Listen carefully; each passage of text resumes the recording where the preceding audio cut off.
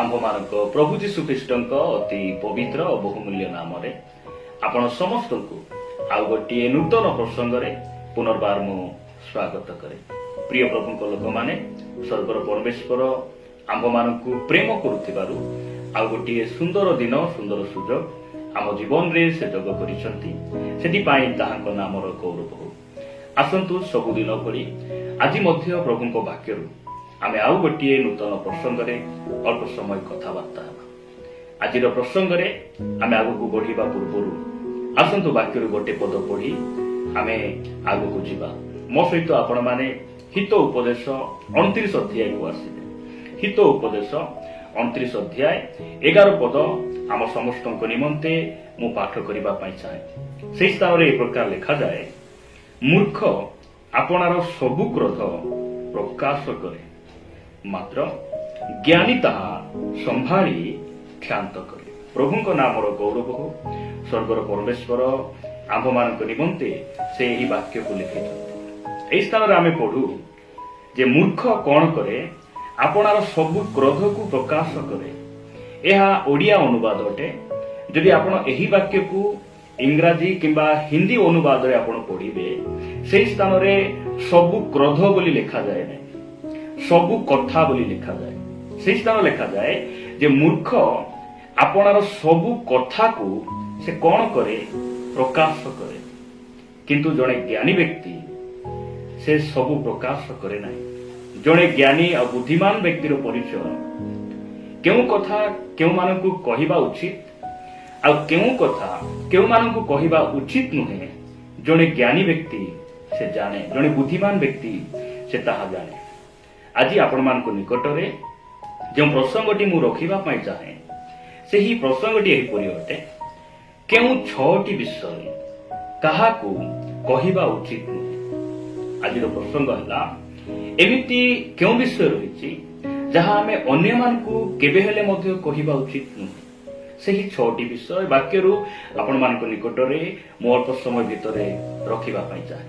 ଆସନ୍ତୁ ପ୍ରଥମ ବିଷୟଟି ଦେଖିବା ଯେ ଯେଉଁ ବିଷୟ ଆମେ ଅନ୍ୟମାନଙ୍କୁ କେବେ କହିବା ଉଚିତ ନୁହେଁ। ପ୍ରଥମ ବିଷୟ ହେଲା ନିଜର ଭବିଷ୍ୟତ ଦର୍ଶନର କଥା କାହାକୁ କହିବା ଉଚିତ ନୁହେଁ। ନିଜର ଭବିଷ୍ୟତକୁ ନେଇ ଆପଣ ଯେଉଁ ସ୍ୱପ୍ନ ଦେଖିଛନ୍ତି, ଯେଉଁ ଦର୍ଶନ ଦେଖିଛନ୍ତି, ଆପଣଙ୍କ ମନ ମଧ୍ୟରେ ଯେଉଁ ଚ୍ୟାଲେଞ୍ଜ ରହିଛି ଯେ ଭବିଷ୍ୟତରେ ମୁଁ ଏହା କରିବା ପାଇଁ ଚାହୁଁଛି, ଏହା ହେବା ପାଇଁ ଚାହୁଁଛି, ଏହି ଯେଉଁ ଇଚ୍ଛା ଆଉ ଅଭିଳାଷ ଆପଣ ରଖିଛନ୍ତି, ସେହି କଥାକୁ ଅନ୍ୟମାନଙ୍କ ନିକଟରେ ସେୟାର କରିବା ଉଚିତ ନୁହେଁ। କାରଣ ଆପଣଙ୍କ ଜୀବନ ଯେ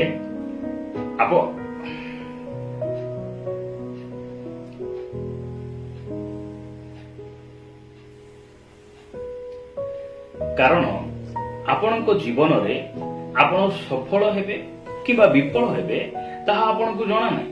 ସେଥିପାଇଁ ନିଜର ଭବିଷ୍ୟତର ଦର୍ଶନ, ପ୍ଲାନ, ଆପଣଙ୍କର ଯୋଜନାକୁ ଅନ୍ୟମାନଙ୍କ ନିକଟରେ ପ୍ରକାଶ କରିବା ଉଚିତ ନୁହେଁ।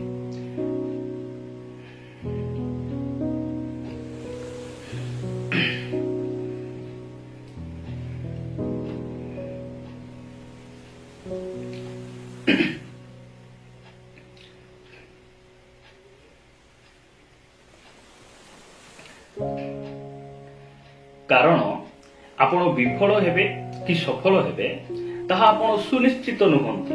ସେଥିପାଇଁ ଅନ୍ୟମାନଙ୍କ ନିକଟରେ ଆପଣଙ୍କର ଭବିଷ୍ୟତର ମନ ମଧ୍ୟର ଯୋଜନା, ଗୋଲ, ଦର୍ଶନ, ଆପଣଙ୍କ ଭବିଷ୍ୟତକୁ ନେଇ ଯେଉଁ ଅଭିଳାଷ ଆପଣ ମନ ମଧ୍ୟ ରଖିଛନ୍ତି, ସେହି ସବୁ ବିଷୟ ଅନ୍ୟମାନଙ୍କ ନିକଟରେ ସେୟାର ନ କରିବା, ନ କହିବା ସବୁଠାରୁ ଭଲ ବିଷୟ ଅଟେ।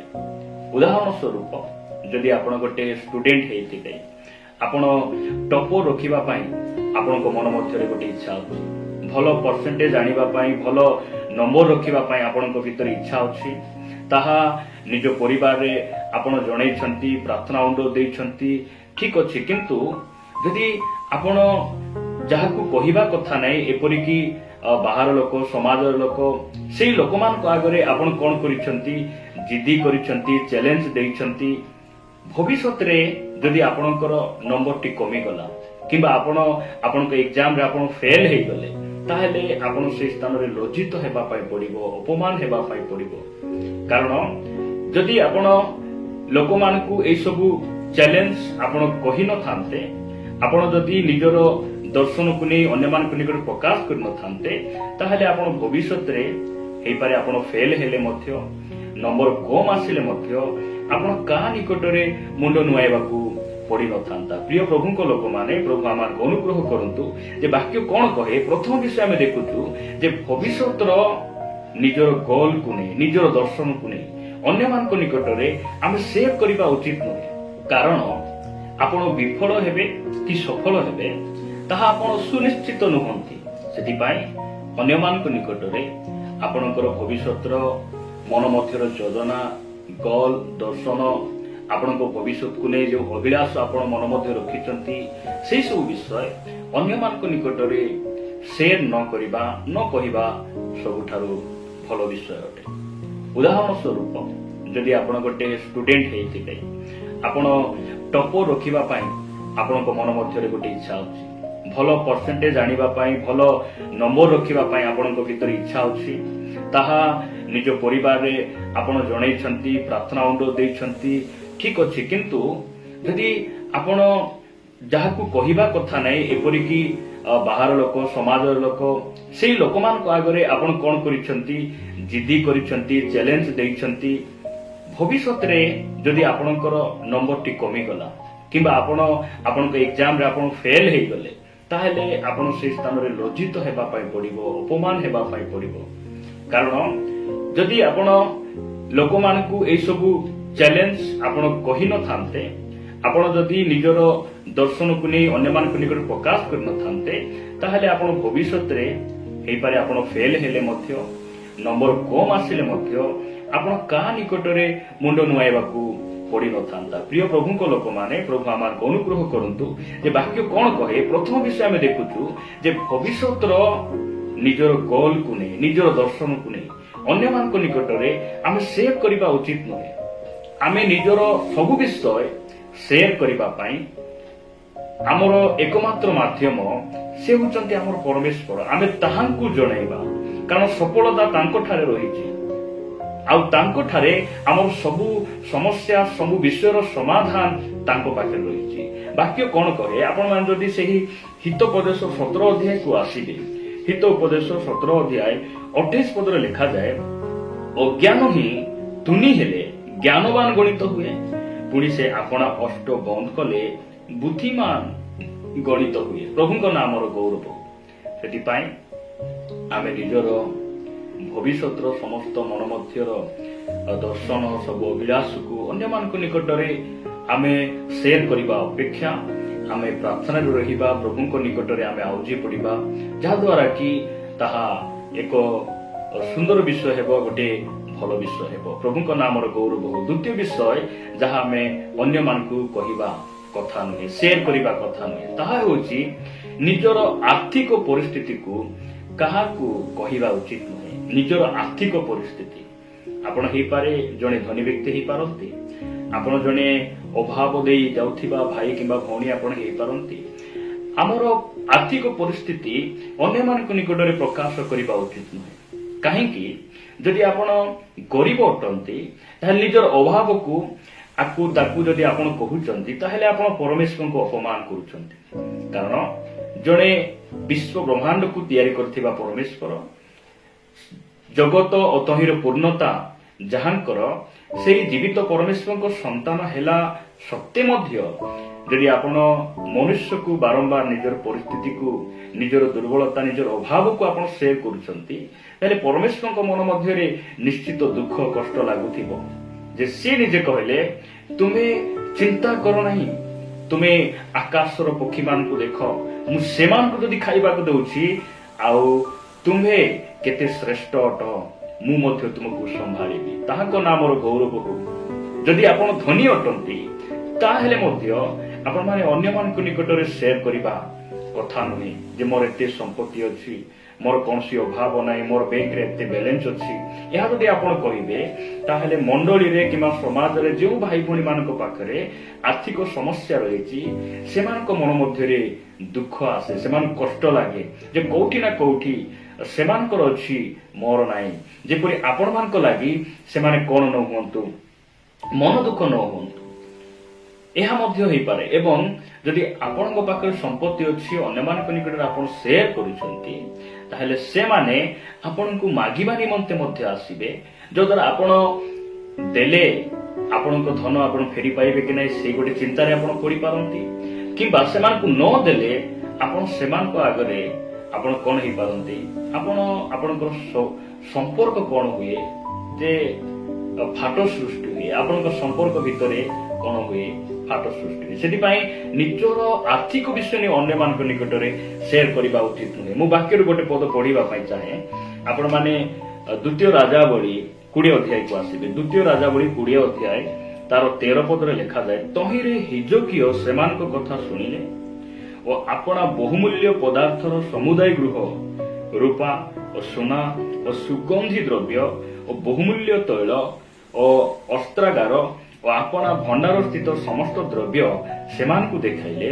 ହିଜକିୟ ଯାହା ସେମାନଙ୍କୁ ନ ଦେଖାଇଲେ, ଏପରି କୌଣସି ଦ୍ରବ୍ୟ ତାଙ୍କ ଗୃହରେ କି ତାଙ୍କର ସମୁଦାୟ ରାଜ୍ୟରେ ନଥିଲା। ଦେଖନ୍ତୁ, ହିଜକିୟ ରାଜା ଯେଉଁ ସମୟରେ ପୀଡ଼ିତ ଥିଲେ, ସେଇ ସମୟରେ ଆପଣ 12 ପଦ ପଢିବେ। ସେଇ ସମୟରେ ବଲଦନର ପୁତ୍ର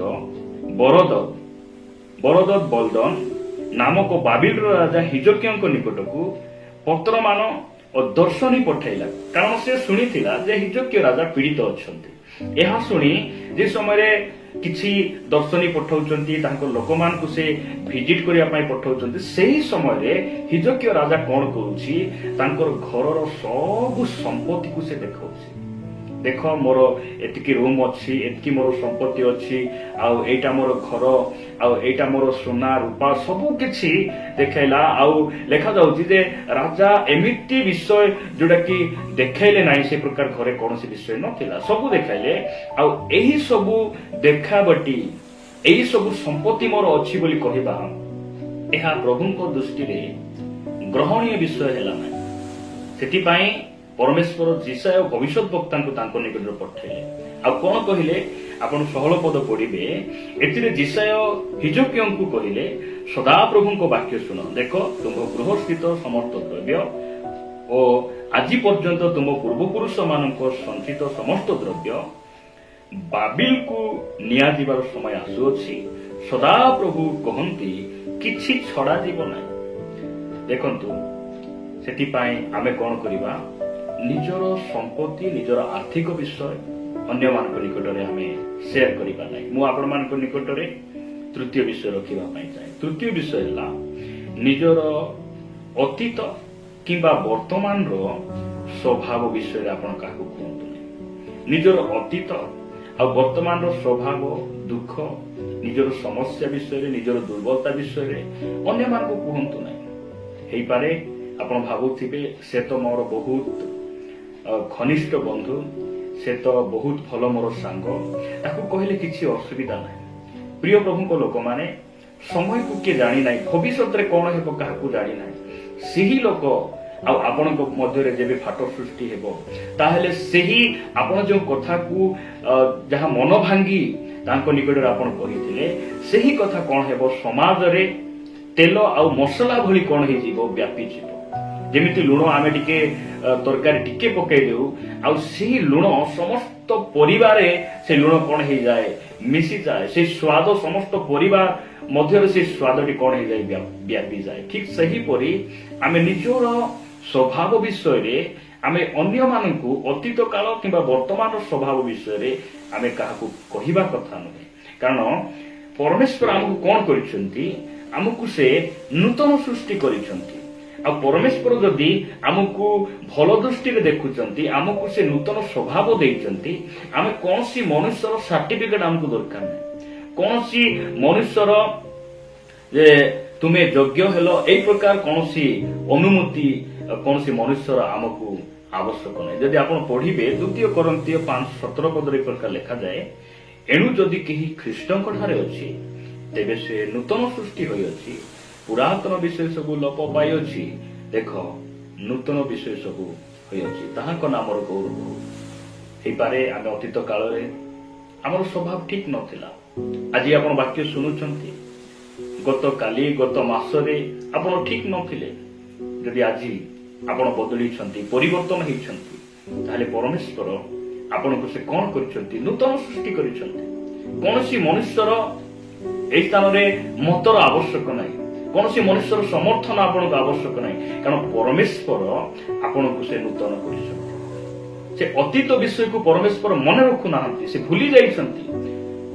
ଯଦ୍ୟପି ସବୁଠାରୁ ଭଲ ହେବ ଆମେ ଅନ୍ୟମାନଙ୍କୁ ଯେଉଁ କଥା କହିବାର ଉଦ୍ଦେଶ୍ୟରେ ଆମେ ଅନ୍ୟମାନଙ୍କୁ ନିଜର ସ୍ୱଭାବ, ନିଜର ଦୁଃଖ, ନିଜର ଦୁର୍ଦ୍ଦଶା ବିଷୟରେ ଅନ୍ୟମାନଙ୍କୁ କହିବା ଅପେକ୍ଷା ବରଂ ଭଲ ହେବ ଆମେ ପରମେଶ୍ୱରଙ୍କ ନିକଟରେ ମନର ସବୁ କଥାକୁ ଭାଙ୍ଗି କହିବା।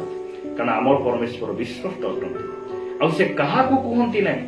ଆମର ସବୁ ଦୁର୍ବଳତାକୁ ସେ ଦୂର କରନ୍ତି, ଆମର ଅପବିତ୍ର ସ୍ୱଭାବକୁ ସେ ପବିତ୍ର କରିପାରନ୍ତି। ତାହାଙ୍କ ନାମର ଗୌରବ ହଉ। ଆପଣମାନଙ୍କ ନିକଟରେ ମୁଁ ଚତୁର୍ଥ ବିଷୟ କହିବା ପାଇଁ ଚାହେଁ, ଯାହା ଆମେ କେବେ ମଧ୍ୟ ଅନ୍ୟମାନଙ୍କୁ କହିବା କଥା ନୁହେଁ। ଚତୁର୍ଥ ବିଷୟ, କାହାର କୁକ୍ରିୟାକୁ ଅନ୍ୟକୁ କହିବା ଉଚିତ ନୁହେଁ। କାହାର ଦୋଷ, କାହାର ପାପ, କାହାର ଖରାପ ଗୁଣ ସ୍ୱଭାବକୁ ଅନ୍ୟମାନଙ୍କୁ ଆମେ କହିବା ଉଚିତ ନୁହେଁ। ପ୍ରିୟ ଭାଇ ଭଉଣୀମାନେ, ହେଇପାରେ କୌଣସି ଭାଇ କିମ୍ବା ଭଉଣୀ ନିଜର ଲୁହ ଛରାଇ ନିଜର ଦୁଃଖକୁ ଆପଣଙ୍କ ନିକଟରେ ସେୟାର କରିଛନ୍ତି, ନିଜର ଭୁଲ, ନିଜର ପାପକୁ ଆପଣଙ୍କ ନିକଟରେ ସେ ସେୟାର କରିଛନ୍ତି। ଆପଣଙ୍କୁ ଅନ୍ୟକୁ କାହାକୁ କହିବା ଉଚିତ ନୁହେଁ। ଯଦ୍ୟପି ଆପଣଙ୍କୁ କେହି କହିନାହାନ୍ତି, ମାତ୍ର ଆପଣ ଅନ୍ୟର ଭୁଲ, ପାପ, ଅନ୍ୟର ସ୍ୱଭାବ ବିଷୟରେ ଆପଣ ଜାଣିଛନ୍ତି, ତଥାପି ଆପଣ କାହାକୁ କହିବା ଉଚିତ ନୁହେଁ। ଯଦି ଆପଣ ମାନେ ଆଦି ପୁସ୍ତକକୁ ଆସିବେ, ଆଦି ପୁସ୍ତକକୁ ଯଦି ଆପଣ ଆସିବେ 9 ଅଧ୍ୟାୟ 20 ପଦରେ ଏ ପ୍ରକାର ଲେଖାଯାଏ, ଏଉତାରେ ନହ କୃଷି କର୍ମରେ ପ୍ରବୃତ୍ତ ହୋଇ ଦ୍ରାକ୍ଷା କ୍ଷେତ୍ର କଲେ। ତହିଁରେ ସେ ଦ୍ରାକ୍ଷା ରସ ପାନ କରି ମତ ହୋଇ ତମ୍ବୁ ମଧ୍ୟରେ ବିବସ୍ତ୍ର ହୋଇ ପଡ଼ିଲେ। ଏପରି ସମୟରେ କିଣାନର ପିତା ହାମ ଆପଣା ପିତାଙ୍କର ଉଲ୍ଲଙ୍ଗତା ଦେଖି ବାହାରେ ଆପଣା 2 ଭାଇଙ୍କୁ ସମାଚାର ଦେଲା। ଦେଖନ୍ତୁ, ବାପାଙ୍କର ଉଲ୍ଲଙ୍ଗତା ସେ ଘୋଡେଇବା କଥା ଥିଲା, ପୋଷାକରେ ସେ ଢାଙ୍କି ଦେବା କଥା ଥିଲା, ମାତ୍ର 2ଟି ଭାଇକି ସେ ସମାଚାର ଦଉଛନ୍ତି। କଣ ବୋଲି ସେ ସମାଚାର ଦଉଛି? ସେଇ ସମାଚାର ଶୁଣିଲା ପରେ ସେତେବେଳେ ସେମ ଓ ଜଫେର ସ୍କନ୍ଦରେ ବସ୍ତ୍ର ଘେନି ପଶ୍ଚାତ ଗତି କରି ଆପଣମାନଙ୍କ ପିତାଙ୍କର ଉଲ୍ଲଙ୍ଗତା ଆଚ୍ଛାଦନ କଲେ। ସେମାନେ ପଛଆଡୁ ମୁଖ ରଖି ଯିବାରୁ ପିତାଙ୍କର ଉଲ୍ଲଙ୍ଗତା ଦେଖିଲେ ନାହିଁ। ପ୍ରଭୁଙ୍କ ନାମର ଗୌରବକୁ ପ୍ରିୟ ଭାଇ ଭଉଣୀମାନେ, ଏହି କଥା ଯେତେବେଳେ ଶୁଣିଲେ ଯେ 2ଟି ପୁଅ ବସ୍ତ୍ରକୁ କାନ୍ଧରେ ବୋହି ଆସିଲେ, ଆଉ ବାପାଙ୍କର ଉଲ୍ଲଙ୍ଗତାକୁ ସେ କଣ କଲେ? ଢାଙ୍କି ଦେଲେ। ବାକ୍ୟ ଆମମାନଙ୍କୁ କଣ କହେ? ଯଦି ଆପଣମାନେ ଆସିବେ ପ୍ରଥମ ପିତର 4 ଅଧ୍ୟାୟକୁ ଆସିବେ, ଆପଣମାନେ ଯେତେବେଳେ ପ୍ରଥମ ପିତର 4 ଅଧ୍ୟାୟକୁ ଆସିବେ, 4 ଅଧ୍ୟାୟ 8 ପଦରେ ସାଧୁ ପିତର ଆମମାନଙ୍କୁ କହନ୍ତି, ବିଶେଷରେ ପ୍ରଗାଢ଼ ପ୍ରେମରେ ପରସ୍ପରକୁ ପ୍ରେମ କରୁଥାଅ, କାରଣ ପ୍ରେମ ବହୁଳ ପାପ ଆଚ୍ଛାଦନ କରେ। ଆପଣ କୌଣସି ଭଉଣୀର ସ୍ୱଭାବ ବିଷୟରେ ଜାଣିଛନ୍ତି ଯାହା ପ୍ରଭୁଙ୍କର ଦୃଷ୍ଟିରେ ଭଲ ନୁହେଁ? କୌଣସି ଭାଇର ଗୁଣ, କୌଣସି ପାପ, କୌଣସି ଦୋଷ ଆପଣ ଜାଣିଛନ୍ତି, ତାହେଲେ ଆପଣଙ୍କୁ ଘୋଡେଇବାକୁ ପଡିବ। କାହାକୁ ସେୟାର କରିବା କଥା ନୁହେଁ। ଆପଣ ତାଙ୍କ ପାଇଁ ପ୍ରାର୍ଥନା କରନ୍ତୁ, ତାଙ୍କ ସହିତ ସାକ୍ଷାତ କରି ତାଙ୍କୁ ପ୍ରେମରେ ଅନୁଚ୍ଛେଦ କରନ୍ତୁ। ଏହା ହେଉଛି ବାକ୍ୟର ପରାମର୍ଶ, ଏହା ପ୍ରଭୁଙ୍କର ଇଚ୍ଛା। ପ୍ରିୟ ଭାଇ ଭଉଣୀ ମାନେ, ଯଦି ଆପଣମାନେ ଲେବୀୟ ପୁସ୍ତକକୁ ଆସିବେ, ଲେବୀୟ ପୁସ୍ତକରେ ଏ ପ୍ରକାର ଲେଖାଯାଏ, ଲେବୀୟ ପୁସ୍ତକ 19 ଅଧ୍ୟାୟ ତାର 16 ପଦ ଲେଖାଯାଏ, ତୁମ୍ଭେ ଖଚୁଆ ହୋଇ ଆପଣା ଲୋକମାନଙ୍କ ମଧ୍ୟରେ ଏଣେ ତେଣେ ବୁଲିବ ନାହିଁ, କିମ୍ବା ତୁମ ପ୍ରତିବାସୀର ରକ୍ତ ପ୍ରତିକୂଳରେ ଠିଆ ହେବ ନାହିଁ। ଆମ୍ଭେ ସଦା ପ୍ରଭୁଙ୍କ ନାମର ଗୌରବ ହଉ। ଖଚୁଆ ସେମାନେ ଯେଉଁମାନେ କି ଆହାର କଥା ତାକୁ, ତାହାର କଥା ଆକୁ, ଏଠିରୁ ସେଠି, ସେଠିରୁ ସେଠି ସେମାନେ ବୁଲନ୍ତି। ସେମାନେ ଆହାର କଥା ତାକୁ କୁହନ୍ତି, ତାହାର କଥା ତାକୁ କୁହନ୍ତି। ଏହି ପ୍ରକାର କରି ପରିବାର ମଧ୍ୟରେ, ପରସ୍ପର ମଧ୍ୟରେ ବିଭିନ୍ନ ଅଶାନ୍ତି, ମଣ୍ଡଳୀ ମଧ୍ୟରେ ବିଭିନ୍ନ ପ୍ରଭେଦ ଗୁଡିକ ସେମାନେ କଣ କରନ୍ତି? ଭେଦଭାବ ଗୁଡିକ ସେମାନେ କଣ କରନ୍ତି? ସୃଷ୍ଟି କରନ୍ତି। ଆମକୁ ଅନ୍ୟର ଭୁଲ, ଅନ୍ୟର ଅନ୍ୟାୟ, ଦୋଷ, ପାପକୁ ଆମେ କାହାକୁ ସେୟାର କରିବା କଥା ନୁହେଁ। ଆମେ ପ୍ରେମରେ ପରସ୍ପରର ପାପକୁ ଆମେ କଣ କରିବା? ଘୋଡେଇବା। ଏହା ପ୍ରଭୁଙ୍କର ବାକ୍ୟ ଆମକୁ କୁହେ। ମୁଁ ଆପଣମାନଙ୍କ ନିକଟରେ ପଞ୍ଚମ ବିଷୟ ରଖିବା ପାଇଁ ଚାହେଁ, ଯାହା ଆମେ କେବେ କାହାକୁ କହିବା କଥା। ପଞ୍ଚମ ବିଷୟ ଏ ପ୍ରକାର ଲେଖାଯାଏ ଯେ ପଞ୍ଚମ ବିଷୟ ତାହା କେବେ କାହାକୁ ସାହାଯ୍ୟ କରି ଅନ୍ୟକୁ କୁହନ୍ତୁ ନାହିଁ। ପଞ୍ଚମ ବିଷୟ ହେଲା, ଆମେ କାହାକୁ ଯଦି ଆମେ ସାହାଯ୍ୟ କରିଛୁ, ସେହି ସାହାଯ୍ୟ କରିଛୁ ବୋଲି ଅନ୍ୟମାନଙ୍କୁ ଆମେ କହିବା କଥା ନୁହେଁ। ହେଇପାରେ କୌଣସି ଭାଇ ଭଉଣୀ ଅଭାବରେ ଥିଲେ, ରୋଗରେ ଥିଲେ, ଆପଣ କିଛି ସାହାଯ୍ୟ କଲେ, ଆଉ ଅନ୍ୟମାନଙ୍କୁ ଆପଣ ଯଦି କହୁଛନ୍ତି ଯେ ମୁଁ ଏତେ ଟଙ୍କା ଦେବାରୁ ତାଙ୍କ ପରିବାର ସେମାନେ ବଞ୍ଚିଲେ, ମୁଁ ଟିକେ ଦେବାରୁ ସେମାନେ ଖାଇଲେ, ଆଉ ଆମେ ନଥିଲେ ସେମାନଙ୍କ ପରିସ୍ଥିତି ଏମିତି ହେଇଯାଇଥାନ୍ତା, ସେମାନେ ବିନାଶ ହେଇଯାଇଥାନ୍ତା। ପ୍ରିୟ ପ୍ରଭୁଙ୍କ ଲୋକମାନେ, ପରମେଶ୍ୱର ଆମ ସମସ୍ତଙ୍କୁ ସମ୍ଭାଳିବା ପାଇଁ ସେ ସାମର୍ଥ୍ୟ ଅଟନ୍ତି। ଆମେ କିଏ ଯେ ମନୁଷ୍ୟର ପ୍ରତିପାଳନ ଆମେ କରିପାରୁ? ଆମେ କିଏ ମନୁଷ୍ୟକୁ ଆମେ ସୁସ୍ଥତା ଦେଇପାରୁ? ପରମେଶ୍ୱର ଆମର ପ୍ରତିପାଳନକାରୀ ପ୍ରଭୁ ଅଟନ୍ତି। ସେଥିପାଇଁ ଆମେ ଅନ୍ୟକୁ ସାହାଯ୍ୟ କରି ଆମେ କେହି ମଧ୍ୟ ଆମେ କହିବା କଥା ନୁହେଁ। ପ୍ରଭୁଙ୍କ ନାମର ଗୌରବ ହଉ। ଆପଣମାନେ ଦେଖିବେ ମାର୍ଥିୟ ଲିଖିତ ସୁସମାଚାର 6 ଅଧ୍ୟାୟରେ ପ୍ରଭୁ ଯୀଶୁଖ୍ରୀଷ୍ଟ କଣ କହିଲେ? 6 ଅଧ୍ୟାୟ 2 ପଦରେ ଏ ପ୍ରକାର ଲେଖାଯାଏ, ଏଣୁ ଦାନ କରିବା ସମୟରେ କପଟୀ ମାନଙ୍କ ପରି ନିଜ ସମ୍ମୁଖରେ ତୁରୀ ବଜାଅ ନାହିଁ। ସେମାନେ ଲୋକମାନଙ୍କ ଠାରୁ ଗୌରବ ପାଇବା ପାଇଁ ସମାଜ ଗୃହରେ ଓ ଦାଣ୍ଡରେ ସେ ପ୍ରକାର କରନ୍ତି। ମୁଁ ତୁମ୍ଭମାନଙ୍କୁ କହୁଅଛି, ସେମାନେ ଆପଣା ଆପଣା ପୁରସ୍କାର ପାଇଅଛନ୍ତି। ପ୍ରଭୁ ଆମମାନଙ୍କୁ ଅନୁଗ୍ରହ କରନ୍ତୁ। ଆପଣ ପ୍ରଭୁ ଯଦି ଆପଣଙ୍କୁ ଚାଳନା ଦେଉଛନ୍ତି, ଆପଣ ଅନ୍ୟମାନଙ୍କୁ ସାହାଯ୍ୟ କରନ୍ତୁ। ମାତ୍ର ଗୀତ ଗାଆନ୍ତୁ ନାହିଁ, ତୁରୀ ବଜାନ୍ତୁ ନାହିଁ, ଅନ୍ୟମାନଙ୍କୁ କୁହନ୍ତୁ ନାହିଁ। ଏହି ସବୁ ବିଷୟ କହିବା କଥା ନୁହେଁ। ଶେଷ ବିଷୟ କହି ମୁଁ ସମାପ୍ତ କରିବା ପାଇଁ ଚାହେଁ। ଶେଷ ବିଷୟ ହେଲା, ଅର୍ଥାତ୍ ଷଷ୍ଠ ବିଷୟ ହେଲା, ନିଜ ପରିବାରର ବିଷୟ କାହାକୁ କୁହନ୍ତୁ ନାହିଁ। ନିଜ ପରିବାରର ଅଶାନ୍ତି, ନିଜ ପରିବାରର କୌଣସି ଗୁପ୍ତ ବିଷୟ, ନିଜ ପରିବାରର ସ୍ୱଭାବ ବିଷୟରେ ଆପଣମାନେ ଅନ୍ୟମାନଙ୍କୁ କୁହନ୍ତୁ ନାହିଁ।